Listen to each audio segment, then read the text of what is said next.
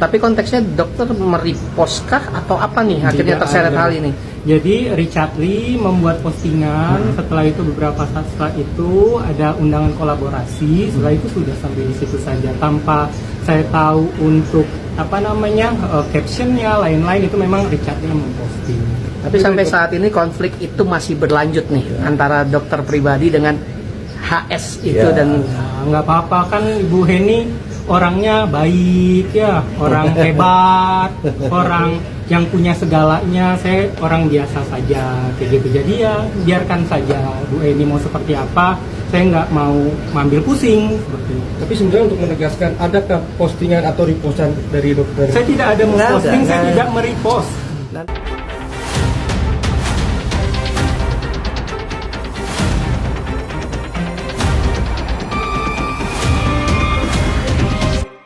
Dan abang seperti apa hari ini, mungkin pemeriksaan di dalam seperti apa? Ya, terima kasih banyak teman-teman media yang udah datang jauh-jauh ke Polda Jabar. Saya ucapkan juga terima kasih kepada tim dari LPSK juga yang juga tadi mendampingi Dr. Oki dalam pemeriksaan, dan para penyidik Polda Jabar, Direktorat Siber, kami ucapkan terima kasih juga. Tadi pemeriksaannya sangat lancar, baik, suasana penuh dengan keakraban. Tadi kita diperiksa terkait masalah postingan Dr. Richard Lee, yang mana laporannya itu sudah tahun lalu bulan Februari 2025. Nah, hari ini kami diperiksa berdasarkan undangan panggilan dari penyidik Siber Polda Jabar, dan kami memenuhi panggilan kooperatif sesuai dengan apa yang sudah diagendakan. berapa Sebagai pertanyaan saksi. tadi? Sebagai saksi. Berapa pertanyaan dan berapa lama tadi? Tadi pertanyaannya 20-30 pertanyaan. Tadi pelaksanaannya cuma 2 jam karena pertanyaan itu sudah pernah diajukan dalam penyelidikan, sehingga hanya mengulang aja. Di situ kita menjelaskan beberapa hal dan kita menyampaikan hal-hal yang berkaitan tentang perkara ini, bahwa perkara ini terkait postingan DRL, yang mana postingan tersebut dahulu pernah juga saya jelaskan bahwa ini terkait penjelasan BPOM terkait pemberitaan mafia skincare. Jadi itu ini pemberitaan mafia skincare. Ini dari BPOM penjelasannya, dan ini terkait juga tentang postingan yang ini. Jadi yang ini yang dipermasalahkan.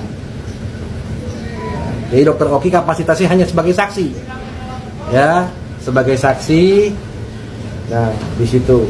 Dan ini juga sudah pernah diberitakan juga oleh media RRI.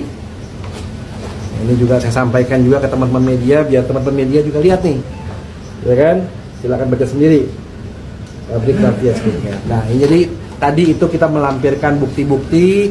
Tadi sudah kita serahkan dalam bentuk tanda terima, ada berupa dokumen, ada juga berupa transkrip percakapan. Transkrip percakapan antara pelapor Iwa dan istrinya, dan juga mantan penyidik yang pernah menangani perkara ini, ya kan?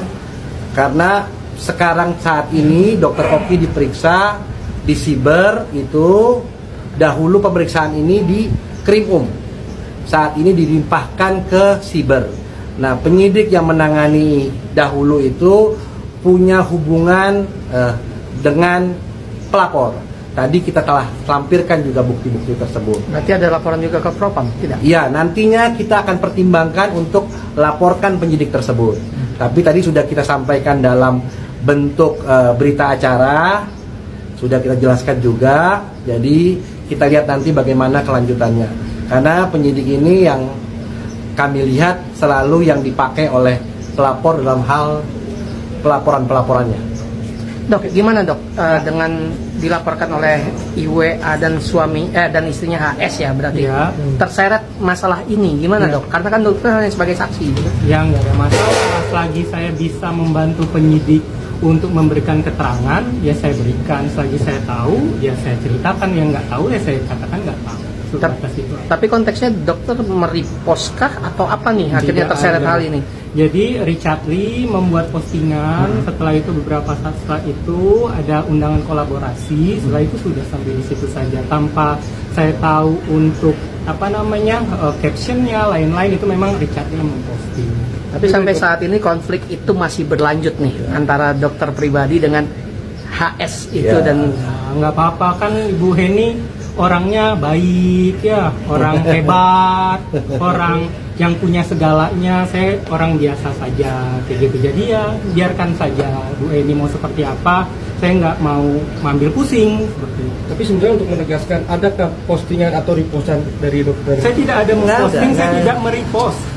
Oh, aku pikir ini masalah perbazaran, Besti. Ya, secara kan kalau lihat story-nya Ibu HS itu kan ini masalah perbazaran. Ternyata bukan. Ini masalah Dokter Richard Lee. Kemana sih? Aku nggak ngerti.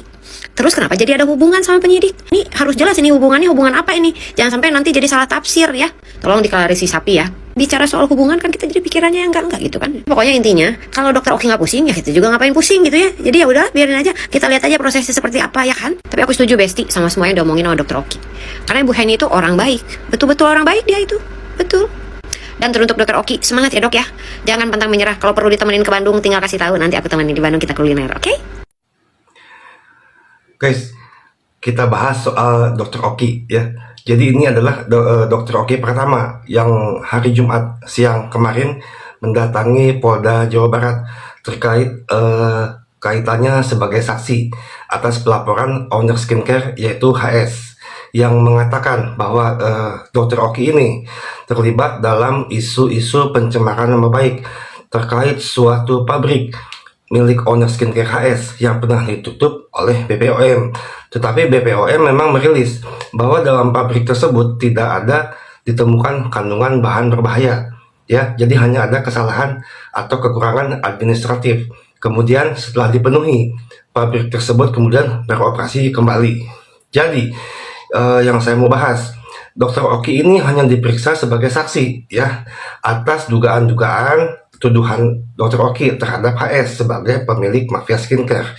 Padahal itu tidak terbukti menurut rilis BPOM. Ya, kemudian Dr. Oki dalam keterangannya di Polda Jawa Barat bersama pengacaranya setelah rilis mengatakan bahwa Dr. Oki itu tidak pernah mereposting ya atau merepost dari postingan Dr. Richard Lee ya yang mengenai tuduhan terhadap HS tersebut. Dr. Oki hanya menjelaskan bahwa DRL ini kemudian mengajak kolaborasi tentang hal-hal yang berhubungan dengan skincare, misalnya melakukan review bersama antara DRL dengan Dr. Oki, dan itu fakta ya, jejak digital tidak bisa bohong bahwa di antara keduanya hubungannya baik-baik saja. Kemudian dikait-kaitkan isu Dr. Oki adalah sebagai bos buzzer ya, di mana buzzer ini sudah ditangkap dan laporannya sudah naik P21 dan tinggal menunggu sidang. Dr. Oki pun menegaskan bahwa dia tidak ada hubungannya dengan sebagai bos buzzer seperti yang dituduhkan selama ini. Karena apa? Dr. Oki pun menepis bahwa mendapatkan panggilan dari Polda Jabar terkait laporan terhadap para buzzer yang sudah ditangkap tersebut. Ya, jadi nggak ada, Dr. Oki tidak ada kaitannya sebagai bos buzzer yang menyuruh orang-orang yang ditangkap tersebut untuk menyerang seseorang. Ya, konsentrasi saya terhadap Dr. Oki adalah membela pernyataan-pernyataan Dr. Oki di sosial media bahwa dia tidak terlibat ya sebagai bos buzzer. Kemudian dia hanya diperiksa sebagai saksi atas laporan HS. Dia sudah menjelaskan ya bahwa tudingan-tudingan yang mengatakan bahwa pabrik HS tersebut ilegal, mengandung pernah menyediakan ya bahan berbahaya, itu tidak benar. Tetapi kenapa yang diperiksa hanya Dr. Oki? Padahal sebelum DRL memposting tersebut di sosial medianya pun sudah ada media-media besar yang merilis pemberitaan tersebut. Kenapa hanya DRL atau kemudian Dr. Oki yang dilaporkan atau diperiksa sebagai saksi? Kenapa akun-akun media besar itu tidak ikut disorot? Padahal mereka juga memposting resmi, itu akun besar loh, pengacara Dr. Oki. Bahkan dalam press release menunjukkan ini ada list-list ya dari beberapa media yang pernah merilis berita tersebut. Nah, kenapa hanya Dr. Oki yang diperiksa sebagai saksi?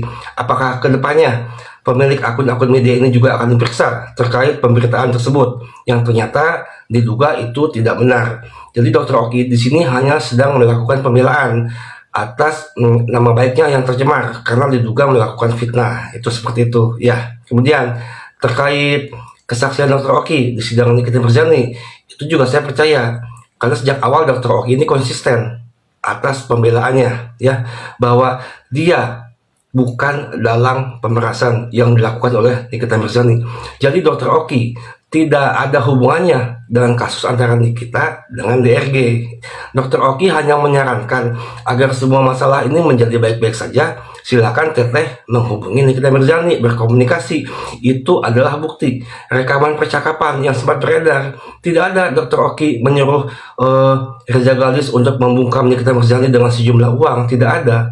Tetapi Dr. Reza Galdis yang melakukan komunikasi dengan asisten Nikita yaitu Mail, kemudian terjadi kesepakatan agar Nikita melakukan review produk DRG yang baik-baik saja. Itu pokok permasalahannya di situ. Yang kemudian entah kenapa 1 atau 2 bulan kemudian terjadilah pelaporan bahwa Nikita Mirzani melakukan pemerasan terhadap DRG. Walaupun sekarang putusannya sudah inkrah, saya masih yakin ya Nikita Mirzani bukan pemeras. Dia masih melakukan banyak langkah dan upaya hukum untuk melakukan pembelaan agar dirinya bebas dari semua jeratan hukum, seperti mengajukan upaya PK. Agar apa? Agar bisa menggugurkan putusan inkrah.